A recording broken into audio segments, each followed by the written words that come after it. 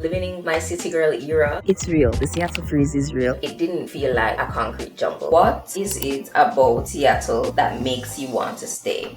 And just like that, it's already been a year since we made the move across country from the Midwest to the Pacific Northwest, and we're now here in Seattle, Washington. To be completely honest, I didn't know what to expect when moving here other than it probably rained a lot. So in this video, like the sentimental girl that I am, I'll be going through the good, the bad, and the ugly. All the things I've experienced while living here in Seattle, Washington for a year. So if that's something you're interested in, like, comment, and subscribe for more content about life in Seattle, and then let's get into the video. Number one on the good list is the city itself. Now when I think of Seattle, I think big city but small town vibe, and that is because it really is just that. Now compared to New York City that has about 8.5 million people living in New York City itself, Seattle, Washington has a meager 3.5 million, and that's according to the US Census, I think in 2022. So the numbers are there to back it up. And this is something I've honestly enjoyed, living in my city girl era without feeling like there's just too many people around and I don't really have space to breathe. Number two on what I've loved so far is definitely the nature. So the nature was one of the first things I noticed when we were on our way from the airport driving into our Airbnb. Compared to where I'm from, Jamaica, where I lived in Michigan, and anywhere else really, the nature here is kind of one of a kind because it looks very rainforest slash temperate like. So there's like a lot of really beautiful pine trees, and I just loved how the city was intertwined within nature, so it didn't really feel like a concrete jungle. I love that there's always something to do all year round. We moved in the fall, so there are things like apple orchards, like pumpkin patches, the state fair in the fall, and then in the winter, you know, there's skiing, snowboarding, other snow sports about like 30 minutes out from the city itself. And in the spring is when you start seeing the different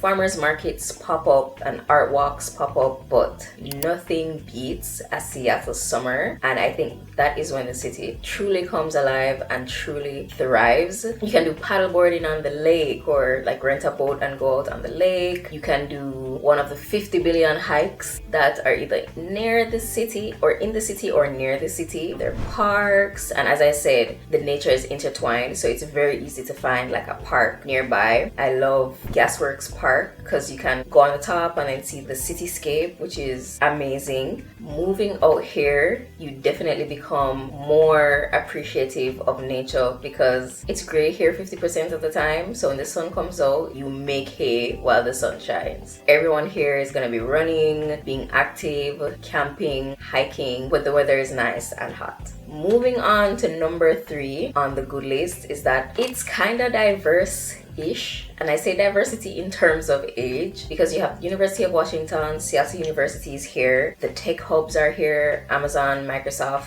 Meta, and then other startup companies are here. So it's pulling younger people into the city as well. And then there's a pretty huge Asian population here, and I love going into Chinatown to get some authentic dumplings and noodles and hot pot and everything. There is also good food, and I can assure you that there will be something here that will satisfy your taste buds. And last on the good list is that there are a lot of attractions. So both tourist attractions and I guess like sports, the arts, culture, everything is here. There's the Seattle Art Museum, the Seattle Symphony, there are different museums all around the city, and then you have the stadiums. And believe it or not, there are a couple professional teams here. There's hockey, which is the Krakens, football, which is the Seahawks, the Mariners, which is baseball, Sounders FC, which is football or what you guys call soccer. So there's always something to do. I personally went to my first baseball game, I know, right here, and I went twice because it was just that fun. The vibes were immaculate. So there's just always something to do. The different seasons come about in the different seasons. So like baseball season was spring, summer. I think going into the fall is football season, and then you have like hockey season in the winter, so on and so forth. So there's always something to do. And lastly, the tourist attractions they're really cool. So there's Pike Place Market, which I think is the oldest farmers market in the entirety of the US. You have like the Gum Wall, then you have the Seattle Wheel, and then right by the pier are ferries that you can go on to visit like some of the other islands that are surrounding the lake. So that was a mouthful, but there's always something to do here in Seattle. So you can never really be bored. It's just if you want to face the elements, which is what I'll get into when I'm talking about, I guess, the bad stuff. So moving on to the bad.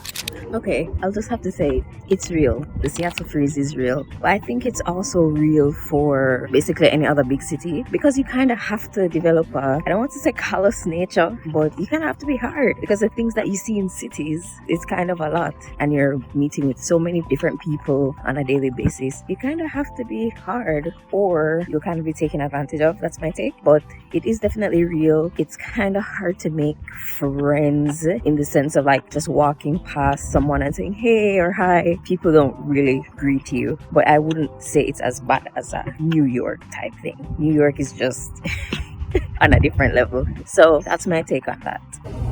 The other bad thing that I would consider in two parts is the fact that it's expensive. I get the feeling that not everyone who comes here stays here. So like in the holidays, the city feels empty. Thanksgiving, Christmas, New Year's, it feels like, oh, everyone went home for the holidays. On to bad number 3.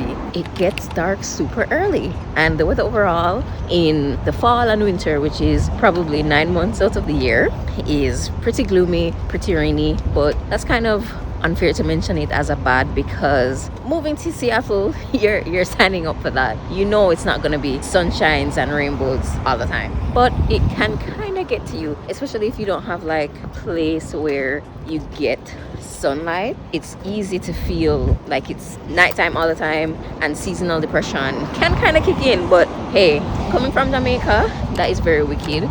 So I've tried to find ways to work around that, but that's definitely one of like the worst reasons. What makes up for it is definitely how nice the summers are. So as you can see, that video was pretty dark because Seattle gets dark literally in the fall, which is 6 months out of the year.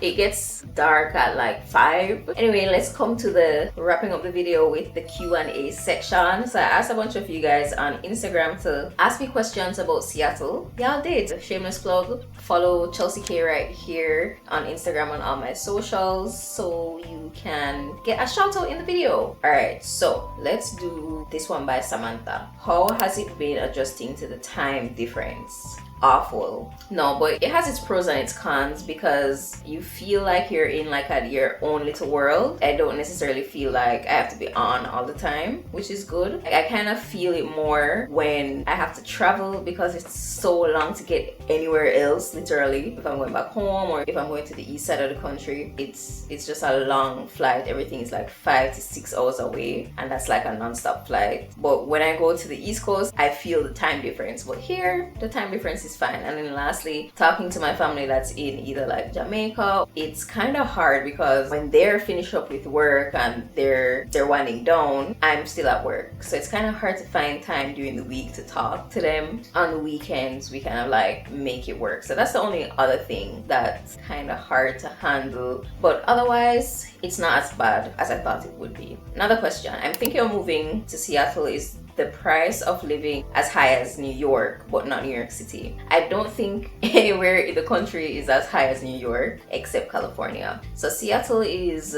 up there, definitely not like average, but it's definitely not super expensive. You can think above average, but not half as expensive as New York. How is the job market generally? Right now, the job market everywhere and anywhere is complete trash. So let's set that as the baseline. But here I'll say there's a lot. There are hospitals here, so there are lots of like different healthcare jobs. There are tech hubs here, which is great. So there's Amazon, there's Meta, there's Google. There are like different startups because there's a good startup scene. So I feel like technology and healthcare, which are two really huge fields, they're here in Seattle. And so with that, you can kind of have like good things to choose from. So what's the restaurant scene like here? The restaurant scene is great. There's definitely a lot of different kinds of Asian cuisine, more than I've been exposed to quite literally in my life. I never know the difference between Chinese, Japanese, Vietnamese, East Indian, like all of them look at something I didn't know. So a lot of that is here, which I can appreciate. There's great wine. I found one good Jamaican restaurant, and the food it hits very close to home, so that's good. So the restaurant scene is good, and like I live in Cap Hill, so there are lots of restaurants and like anything to choose from Italian, Mexican, Asian, fast food, anything. So a really good mixture of things. Trust me, I have a lot of food videos. In every vlog, I'm eating, so that should tell you. Next question. This is so funny. Someone said, have you stumbled upon Carly Shay or Sam Puckett before? No. So Carly Shay and Sam are characters from iCarly, from Nickelodeon. If you know, you know. But was iCarly filmed in, like, or based in Seattle? That's funny. But no, I haven't seen them. Next question. What is the most mind-blowing scenery you've seen? Okay, two things come to mind. One, when we were flying in or driving into the city and we saw Mount Rainier, we saw the cityscape for the very first time. I was like, wow, that's really, really pretty. I haven't seen that before. Secondly, when we're taking a boat ride to Bainbridge Island, from the boat, you see the cityscape. So you see like the stadiums and you see the Space Needle and then you see the buildings. It's just really, really beautiful. That's one of the best sceneries. And then fall, the streets, quite literally anywhere in Seattle, when it's fall, is just like magnificent. Like it's red, yellow, orange, and then they're falling, so it like litters the ground, but then some of the leaves are still on the trees. It's just like wow. And then growing up, I never ever seen fall before, so that's something I really, really appreciate. So those are the three things. And then going to the last question, and that is, what is it about Seattle that makes you want to stay? Okay, I would say that it's very dynamic. So I feel like for right now and what I want from my life and what we want from our lives right now, it's good. It's giving what it's supposed to give. I can get the city girl life without the people. There's always stuff to do and nature, so I feel like I'm in the city but not necessarily claustrophobic. I think there are a few things that would like make me want to stay in Seattle, but home is really where the heart is right now. Seattle is starting to feel like home. Like I'm starting to know places, you know, slowly but surely building roots here. Maybe that will change in a year, maybe it won't, and then I want to leave. So I feel like all the good things that I've said so far about Seattle is what's making me want to stay. The nature, where I live, the opportunities, the food, and then obviously who I'm here with as well. So yeah, that was such a hard question. Whoever asked that, thank you for asking me that. So overall, I give Seattle a 9.1 out of 10. Because Seattle is actually a city that is really worth visiting. So if you're ever in Seattle, hit me up, comment down here, and I'll provide you with the best itinerary I have come up with in the last year. So if you want to see what life is like living in Seattle, check out any of the videos here that will pop up, or like my playlist of all my vlogs, which literally talk about eating, living, working in Seattle, and all the lovely things I've been able to get up to within the last year. So let me know your thoughts. I hope I didn't offend anyone from Seattle, just kidding. But like, comment, and subscribe, and I'll see you in my next video. So until then, with love from Chels. Bye!